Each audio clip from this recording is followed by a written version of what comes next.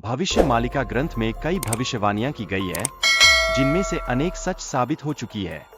ये भविष्यवाणियां केवल संभावनाएं नहीं, बल्कि एक सतत चेतावनी है, जो हमें भविष्य में घटित होने वाली घटनाओं की ओर इशारा करती है।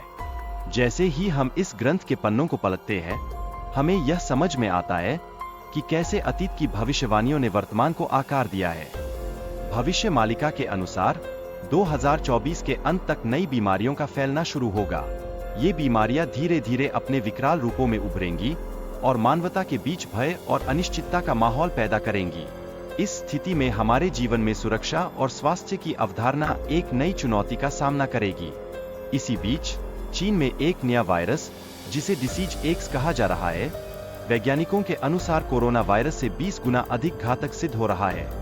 ये विचार हमारी नींदों में खलल डालने वाले हैं, क्योंकि इस वायरस के संभावित प्रभाव लाखों जीवन को खतरे में डाल सकते हैं। हमारे स्वास्थ्य तंत्र की सीमाओं की परीक्षा अब एक वास्तविकता बन रही है। भविष्य के गर्भ में एक और भयावह महामारी की अनुगूंज सुनाई दे रही है, जिसमें इंसान का मांस गलने लगेगा और केवल हड्डियां शेष रहेंगी। यह विचार हमें सोचने पर मजबूर करता है कि मानवता के लिए यह एक वास्तविक भयावहता होगी, जो हमारे पूर्ववर्ती डर और चिंताओं को नई धार देगी। समाज में व्याप्त तनाव और चिंता की लहरें महसूस की जाएंगी। इसी क्रम में तीसरे विश्व युद्ध की भविष्यवाणी की गई है, जिसमें विभिन्न देशों के बीच तनाव बढ़ता हुआ दिखाई देगा। इस युद्ध में भारत की भूमिका महत्वपूर्ण बनकर उभरेगी और यह स्पष्ट होगा कि कैसे वैश्विक शक्तियों के बीच संतुलन को बनाए रखना एक अभिन्न आवश्यकता है। इस स्थिति में हमारे सामूहिक अस्तित्व की भावना पर गहरा कुठाराघात होगा। भविष्य में प्राकृतिक आपदाओं और जल प्रलय के कारण पुराने गांव और शहर एक बार फिर से प्रकट होंगे।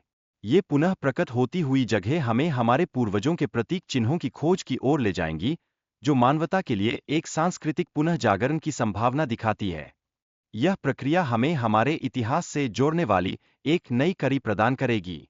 भविष्य बद्री नामक नए धाम के उदय और बद्रीनाथ के लुप्त होने की बात भी धार्मिक ग्रंथों में वर्णित है। यह परिवर्तन केवल भौगोलिक, बल्कि सामाजिक और सांस्कृतिक बदलावों का भी संकेत देता है, जो भूकंप और जलवायु परिवर्तन के कारण हो सकता है। यह उन समयों की भयानकता को रेखांकित करता है, जब मानवता को परिवर्तन के ढांचे में समन्वय स्थापित करने की आवश्यकता होगी। भविष्य मालिका ग्रंथ में यह भी बताया गया है कि केवल 111 देश ही बचे रहेंगे और उनमें से 64 करोड़ लोग जीवित रहेंगे। यह तथ्य दर्शाता है कि कैसे आध्यात्मिकता और सनातन धर्म के अनुयायी विशेष रूप से महत्वपूर्ण बनकर उभरेंगे, जिससे मानवता के अस्तित्व को एक नई दिशा मिलेगी। यह समय एक नए अवबोधन की आवश्यकता को भी दर्शाता है। 2030 तक कई प्रमुख शहर जलमग्न हो जाएंगे और प्राकृतिक आपदाएं असाधारण रूप से बढ़ेंगी। यह स्थिति यह संकेत देती है कि कलयुग का अंत नजदीक है, जो हमें हमारी धरा और प्राकृतिक संसाधनों के प्रति हमारी जिम्मेदारियों की याद दिलाती है। ऐसे समय में हमें अपने सामाजिक व्यवहार और संबंधों को पुनः परिभाषित करने का अवसर मिलेगा। भारत और अन्य देशों में जनसंख्या में भारी कमी आएगी, जिससे समाज में अस्थिरता का माहौल बनेगा। यह अनिश्चितता की स्थिति एक विभीषिका का संकेत देती है, जिसमें हम सभी को अपनी सामूहिकता और सहानुभूति की शक्ति को प्राथमिकता देने की आवश्यकता होगी। सामाजिक ताने बाने की इस कमजोरी को समझना और इसे सुदृढ़ करना अत्यंत आवश्यक होगा। भविष्य में धार्मिक आस्थाओं में कमी आएगी और लोग पाखंडियों के प्रभाव में आकर गलत मार्ग पर चलेंगे। यह स्थिति नैतिकता के ह्रास की ओर इशारा करती है, जिससे समाज के मूल्य और संस्कृति के मूलभूत तत्व कमजोर होंगे।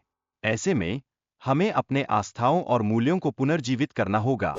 आने वाले समय में प्राकृतिक आपदाएं और महामारियां जनजीवन को गहराई से प्रभावित करेंगी, जिससे लोगों को दुख और संकट की स्थितियों का सामना करना पड़ेगा। यह चुनौतीपूर्ण समय हमारी मानवता की परीक्षा लेगा और हम सभी को एकजुट होकर इन कठिनाइयों का सामना करना होगा, ताकि हम एक नई आशा और संभावनाओं का मार्ग प्रशस्त कर सकें।